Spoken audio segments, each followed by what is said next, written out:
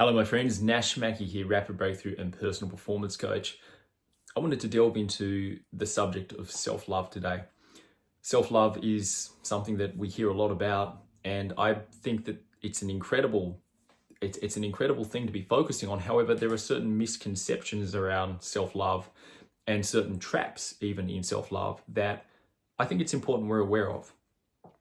I am absolutely about supporting people set themselves up to win into the future, developing the perspectives, the understanding that allows them to continually flourish in life. And what I have seen when it comes to self-love is a lot of people gravitate toward it because it seems like one of the easier things to do.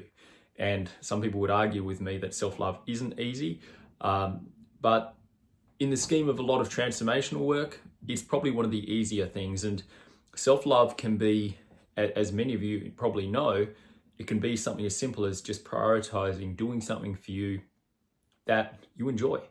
So every single day, putting some time in your calendar, in your schedule, where you give back to yourself. You read that book you love. You go and take that bath. You go and exercise. That's a form of self-love even. You eat great nutrition. So all of these things where you're essentially taking care of yourself, that could be considered self-love by some people. And it is. It's a form of respecting yourself, honoring yourself, and ultimately loving yourself. But it's not the kind of self-love that really makes a difference in the long run. And let me explain myself.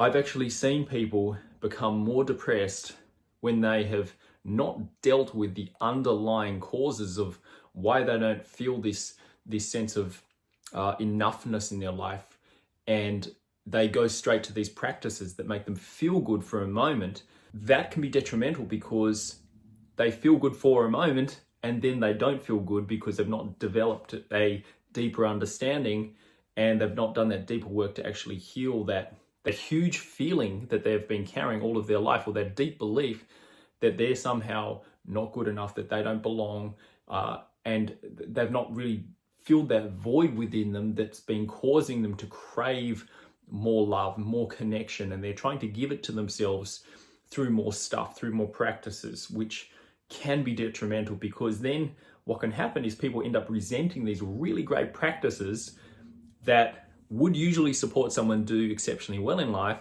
but because they've not done the work to fill that void, these great practices become empty to them, and then they start finding themselves in even more disempowering patterns of living. So what I'm saying is ultimate self-love is really getting to know yourself and meeting yourself where you're at. True self-love, in my opinion, begins with self-awareness.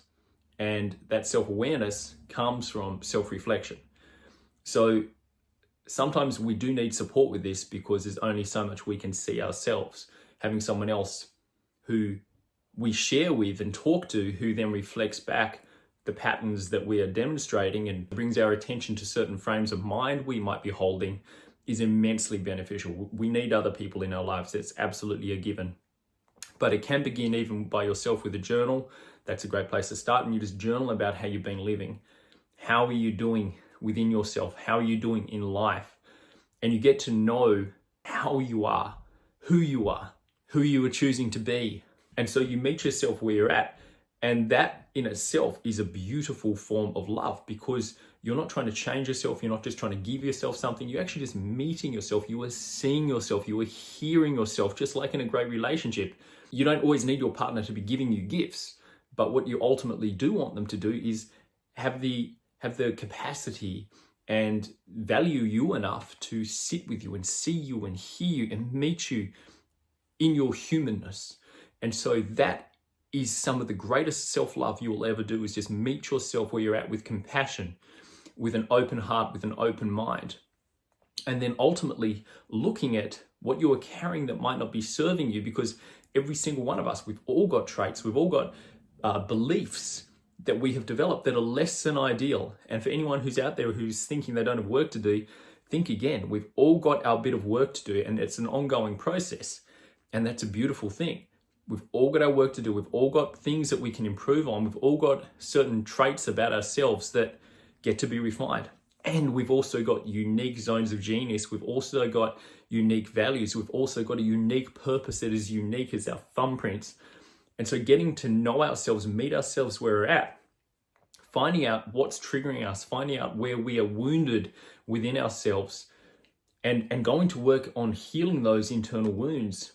This is vital work. This is true self-love. And then those everyday practices we do, such as prioritizing ourselves in our schedule, really get amplified, really make a difference, because we are full within ourselves. We've met ourselves. We've truly loved ourselves for who we are in the moment. We're not just trying to make ourselves feel good. We're actually allowing ourselves to even feel terrible at times, because that's what needs to be done. We are meeting ourselves in the true experience without trying to change it with a feel-good practice that is fleeting and that is like a band-aid on a broken bone.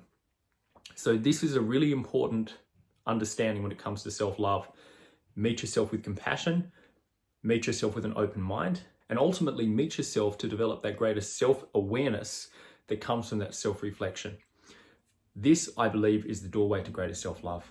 Meet yourself where you are, honor yourself for who you are, and ultimately honor yourself for who you get to continue to become. As you remember that you are a unique creation, here to express something unique that only you can express. So I hope this short video has given you something to think about when it comes to self-love. I would love to hear your comments below if something has landed.